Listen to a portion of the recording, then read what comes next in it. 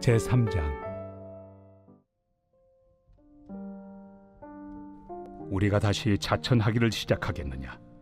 우리가 어찌 어떤 사람처럼 추천서를 너에게 붙이거나 혹은 너에게 받거나 할 필요가 있느냐? 너희는 우리의 편지라. 우리 마음에 썼고 무사람이 알고 읽는 바라. 너희는 우리로 말미암아 나타난 그리스도의 편지니 이는 먹으로 쓴 것이 아니요 오직 살아계신 하나님의 영으로 쓴 것이며 또 돌판에 쓴 것이 아니요 오직 육의 마음판에 쓴 것이라. 우리가 그리스도로 말미암아 하나님을 향하여 이 같은 확신이 있으니 우리가 무슨 일이든지 우리에게서 난 것 같이 스스로 만족할 것이 아니니 우리의 만족은 오직 하나님으로부터 나느니라. 그가 또한 우리를 새 언약의 일꾼 되기에 만족하게 하셨으니 율법 조문으로 하지 아니하고 오직 영으로 함이니 율법 조문은 죽이는 것이요 영은 살리는 것이니라. 돌에 써서 새긴 죽게 하는 율법 조문의 직분도 영광이 있어 이스라엘 자손들은 모세 얼굴에 없어질 영광 때문에도 그 얼굴을 주목하지 못하였거든. 하물며 영의 직분은 더욱 영광이 있지 아니하겠느냐? 정죄의 직분도 영광이 있은즉 의의 직분은 영광이 더욱 넘치리라. 영광 되었던 것이 더 큰 영광으로 말미암아 이에 영광 될 것이 없으나 없어질 것도 영광으로 말미암았은즉 길이 있을 것은 더욱 영광 가운데 있느니라. 우리가 이 같은 소망이 있으므로 담대히 말하노니 우리는 모세가 이스라엘 자손들에게 장차 없어질 것의 결국을 주목하지 못하게 하려고 수건을 그 얼굴에 쓴 것 같이 아니하노라. 그러나 그들의 마음이 완고하여 오늘까지도 구약을 읽을 때 그 수건이 벗겨지지 아니하고 있으니 그 수건은 그리스도 안에서 없어질 것이라. 오늘까지 모세의 글을 읽을 때 수건이 그 마음을 덮었도다. 그러나 언제든지 주께로 돌아가면 그 수건이 벗겨지리라. 주는 영이시니 주의 영이 계신 곳에는 자유가 있느니라. 우리가 다 수건을 벗은 얼굴로 거울을 보는 것 같이 주의 영광을 보매 그와 같은 형상으로 변화하여 영광에서 영광에 이르니 곧 주의 영으로 말미암음이니라.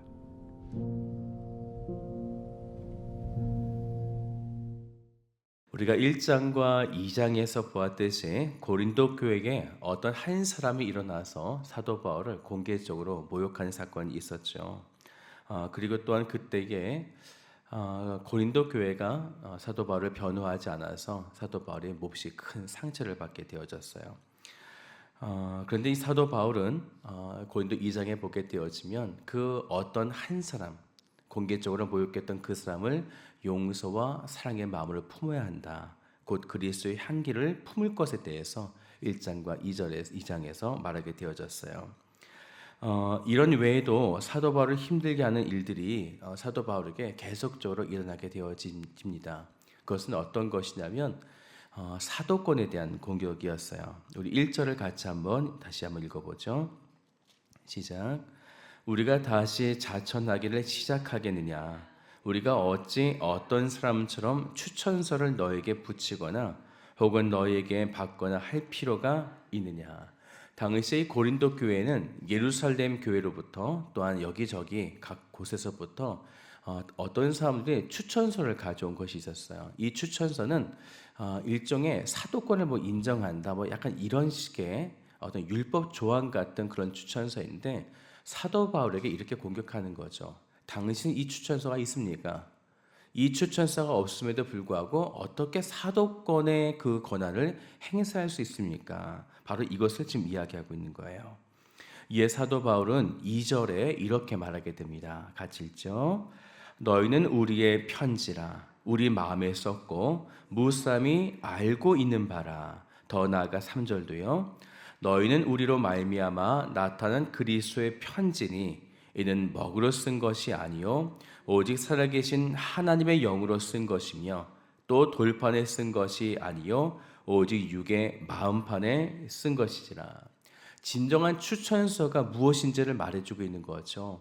하나님께서 세우신 그 사도권에 대해서 인간이 돌판에 쓰고 또 먹으로 쓴 것이 진정 하나님께서 인정하시는 이 사도 이것에 대한 추천서인가? 이것을 지금 이야기하고 있는 거예요. 그것은 진짜 추천서가 아니라는 거죠. 오늘 말씀 보니까 하나님의 영으로 쓴 것이고 그것이 성도들의 육의 마음판에 쓴 것이다. 이것이 진짜 추천서인데 그것이 바로 너희들 아니냐라는 거예요. 고린도 교회 성도 너희들에게 보낸 이 편지, 이 복음, 이 믿음이 진정한 추천서 아니겠냐. 이것을 지금 이야기하고 있는 거예요. 구약의 예언의 말씀이었던 예레미야 31장 33절을 보면요. 이런 말씀이 있어요. 내가 나의 법을 그들의 속에 두며 그들의 마음에 기록하여 라는 거죠. 네, 구약의 예언의 말씀에도 어떤 율법의 조항처럼 돌판에 새기거나 또한 먹으로 쓴 것이 진짜 추천서가 아니라 하나님의 법은 어디에 쓰여 있는가? 너희의 마음 가운데 쓰여져 있다. 이것을 지금 이야기하고 있는 것이에요. 이것이 진정한 사도의 사역을 할 수 있는 추천서가 된다라는 거죠. 그래서 4절을 보면 사도 바울이 이렇게 고백합니다. 우리가 그리스도를 말미암아 하나님을 향하여 이 같은 확신이 있으니, 네, 지금 하나님의 영, 거룩한 성령을 통하여 이 마음판에 새긴 오늘 하나님의 그 추천서를 가지고 사역하는데 그것을 가지고 어떻게 확신하지 않을 수 있겠는가라는 거예요. 바로 하나님의 영으로부터 6절 말씀에도 보니까 오직 영으로 함이니 성령으로 이 모든 일들을 행하고 있기 때문에 자신의 확신 가운데에 지금 이 사도권을 행사하고 있다라는 거예요. 그래서 말씀을 보면 이런 구도가 만들어지게 되어집니다. 옛 언약과 새 언약으로 이렇게 분류가 되어지는데 옛 언약은 율법 조문과 돌판에 새긴 그런 글들이 되어지는 것이고요. 그리고 이것을 성경에 보면 사망이라고 이렇게 이야기합니다. 하지만 새 언약은 영, 즉 성령과 마음판, 이것은 곧 생명이 되어지는 것이 되어지는 거죠. 그렇다면 율법의 조문이 사망이라고 되어졌기 때문에 그렇다면 사도 바울이 이 율법을 업신여겼는가? 그렇게 하진 않았었습니다. 사도 바울은 율법을 업신여기거나 정지하는 것이 아니었어요. 로마서 7장 12절 말씀 보면 사도 바울이 율법에 대해서 이렇게 정의를 하는데 율법은 거룩하다라고 이렇게 이야기합니다. 그런데 율법의 조문의 문제가 아니라 성령의 역사 없이 외적인 규모, 무엇을 지켜야 한다라는 것에 집중하게 되어졌을 때 그것이 곧 사망에 이르게 한다. 이것을 지금 이야기하는 거예요. 율법이 곧 사망이 아니라 성령의 없이 하나님의 그 거룩한 영 없이 우리가 율법을 사용하게 되어질 때에 사망이 이렇게 되어진다는 거죠.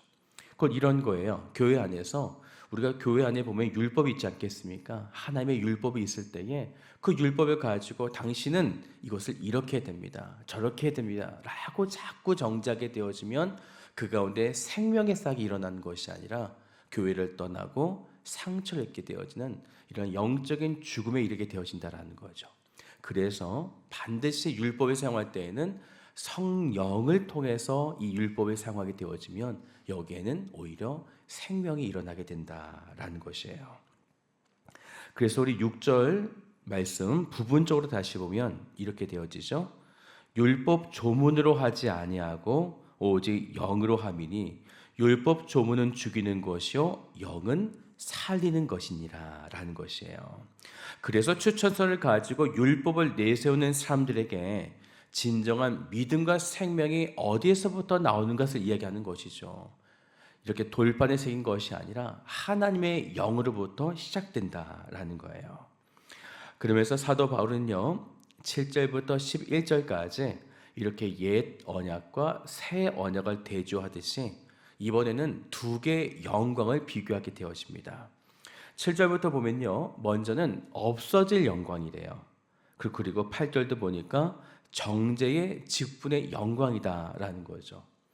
율법을 통한 영광 또한 정죄의 직분을 통한 영광, 이것이 어떻게 영광이 되겠어요? 그럼에도 불구하고 하나님께서 이 율법을 주셨기 때문에 거기에 분명한 영광이 있다라는 거예요. 그런데 이 영광보다 더 큰 영광이 있다라는 거죠. 그 영광이 무엇인가? 네, 8절 말씀을 보면 하물며 영의 직분은 더욱 영광이 있지 아니하겠냐라는 거예요.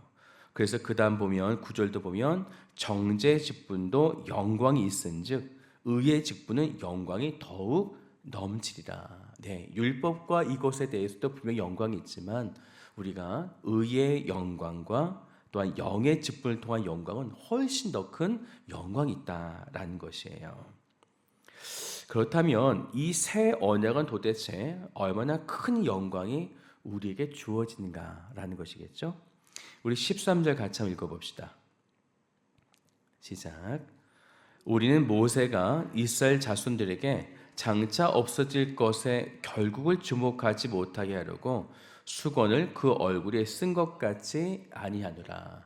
네, 13절부터 보면 모세의 그 수건의 이야기가 좀 나오는데 이 말씀 우리가 좀 잘 이해를 해야 됩니다. 모세가 시내산에서 십계명을 받고 그리고 하나님을 만나게 되어지죠.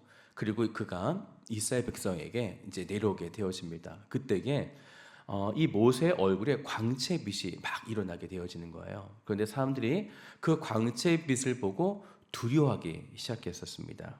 그래서 이때에 이 모세가 수건으로 자신의 얼굴을 가리게 되어지거든요. 근데 이때 출애굽기 말씀을 보면 이것을 어떻게 표현하냐면 이렇게 표현했어요. 백성들이 무서워하니까 자신의 얼굴에 그 광채를 가렸다. 이렇게 지금 이야기하고 있거든요. 그런데 이 부분을 사도 바울은 이렇게 이야기하는 거죠. 모세가 수건으로 얼굴을 가린 것은 장차 없어질 것, 곧 율법과 옛 언약이 곧 없어지기 때문에 그 없어질 것을 보지 못하도록 얼굴을 수건으로 가렸다라는 것이에요. 그런데 문제는 14절을 우리 한번 같이 읽어봅시다. 시작.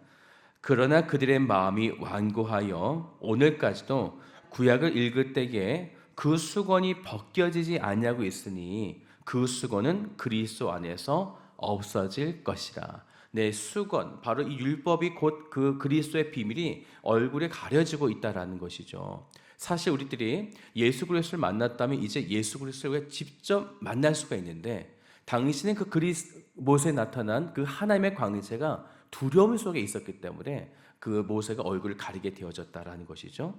아직까지도 율법이라고 하는 옛 언약을 당시에 고린도 교회 성도들이 가지고 있었다라는 거예요. 곧 하나님의 말씀을 성경을 아직도 정확하게 알지 못하면서도 성경을 읽고 율법을 지켜나가고 있다라는 거죠. 이 수건, 이 의문의 수건이 벗겨지지 않으면 진정으로 믿음으로 예수 그리스도를 바라볼 수 없다라는 것이에요. 그래서 16절을 보세요. 그러나 언제든지 주께로 돌아가면 그 수건이 벗겨지라라는 것이에요. 이 비밀의 수건이 성령을 통해서 벗겨지게 될 때에 그리스도의 향기를 품어내는 성화의 삶이 우리들에게 일어나게 되어진다라는 거예요. 그런데 여기에서 한 가지 중요한 것은 이런 말씀이 있죠. 16절 보니까 주께로 돌아가면 이라는 거예요. 여기서 보면 우리의 행위가 중요한 것처럼 보이는데 우리가 따르고 있는 이 개혁주의 관점에서 보게 되어지면 성령의 역사로 이끄심으로 우리가 돌아간다라는 것이죠. 돌아온 탕자가 아버지께 돌아갔을 때 그가 갑자기 그냥 내가 돌아가야겠다 이렇게 돌아간 것이 아니다라는 거죠. 하나님의 영이 그 가운데 감동시켰을 때에 우리가 주께로 돌아가게 되어지고 우리가 그때 돌아가게 됐을 때 하나님의 영을 통하여 의문의 수건이 벗겨지고 그 의문의 수건이 벗겨지게 될 때 주 예수 그리스도를 우리가 바라보게 된다. 바로 이것을 이야기하고 있는 것이에요. 그렇게 주의 영을 통해서 우리가 그리스도를 만나게 될 때 우리에게 무엇이 나타나는가? 우리 18절 마지막 절 우리 같이 읽어봅시다. 시작.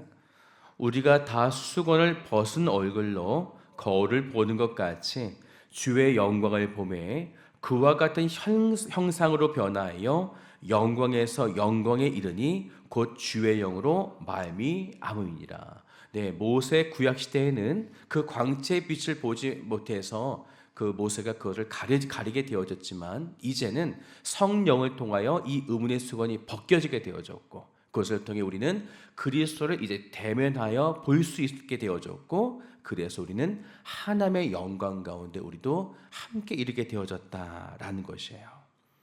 오늘 이 모든 일들을 누가 행하시는가? 18절 맨 마지막에 보시면 누구로부터 말미암음이니라 라고 고백합니까? 주의 영, 바로 성령을 통해요. 예수 그리스도를 통하는 것이 아니고 도움의 영이신 성령을 통하여 우리의 의문이 수건이 벗겨지고 그리스도를 바라보게 된다라는 거죠. 우리가 신앙생활 하다 보면 가끔 그럴 때가 있어요.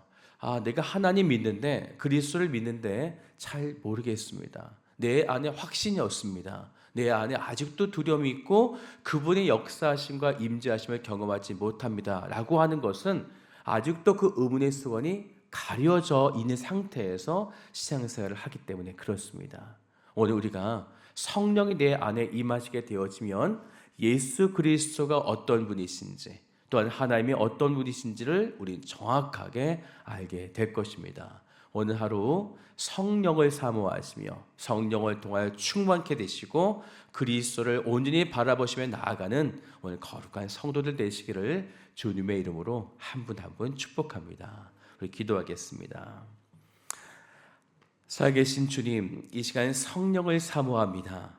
아직도 우리가 예수 그리스도를 바라보면서 예수가 어떤 분이신지를 깨닫지 못하고 그 의심 가운데 또한 두려움 가운데 살아가고 있는 우리들의 믿음들을 바라보게 되어집니다. 사랑하는 주님, 아직도 의문의 수건이 나의 영 가운데 가리워져 있어서 어떤 율법을 지켜나가는 것에 대한 신앙만 우리가 가지고 있는 것은 아닌지요.